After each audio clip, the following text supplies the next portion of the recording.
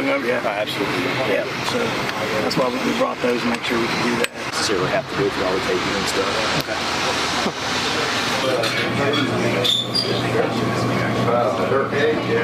From Wayne, you said? Yes. Okay, Wayne, what's your name? All right, go ahead. Go ahead, sir. Chief, the Suburni Enhanced Response Force Package. So those are the people who... Anybody? Force out, that's right. Yeah, choice when dealing with any oxygen deficient atmosphere. I think that's what we would call a dust statement, right? If you don't have oxygen to breathe, you got to take your own. This stuff is talking about here, maybe let's say for our law enforcement officers that are in here. I'm thinking of it specifically with our personal protective equipment and with ourselves. And for you guys in EMS or whatever, respirator.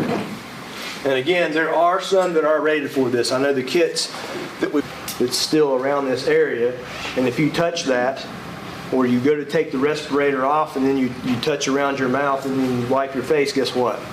You've just contaminated yourself.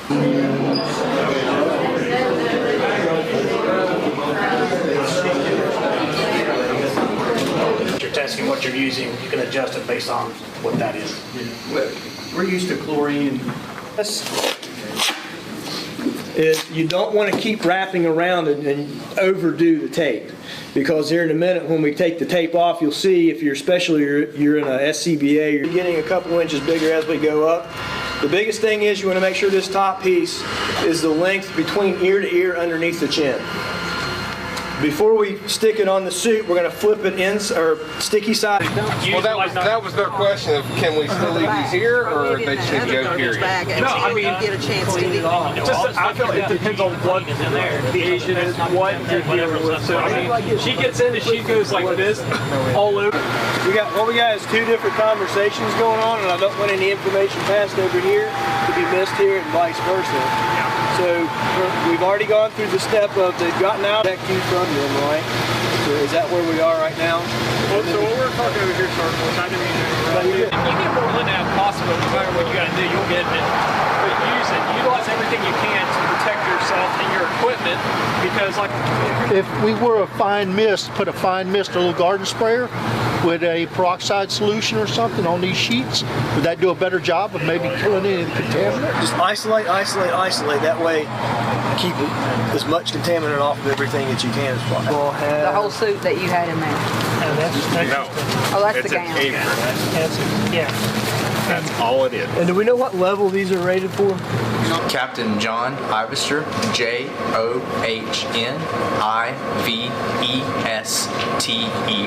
And what's the unit that you're with? I'm with ADIC, the Army Interagency Training Center. Okay, and explain to me the difference between CERT P and CST and things of that nature. Sure. CST is a team, a civil support team. They're made up of 22 personnel.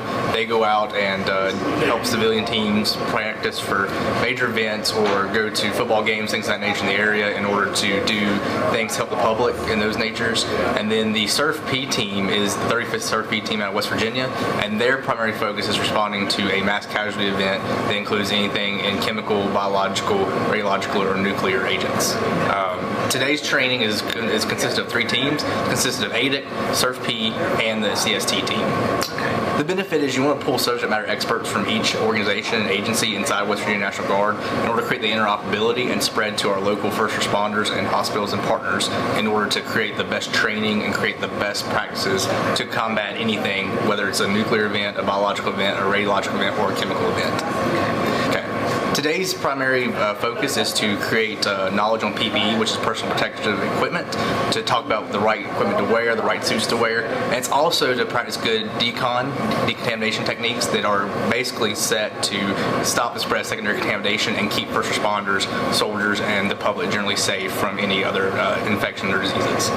Today's mission is for those first responders to take away good practices as far as deconning patients, deconning themselves, deconning their equipment, and also to practice the best practices to stop the spread of contamination through secondary means. While COVID-19 is the hot topic of the moment, this training is good for any type of disease, chemical agent or biological agent or nuclear agent that may exist. It's to practice good decon techniques in order to keep yourself safe and keep others safe.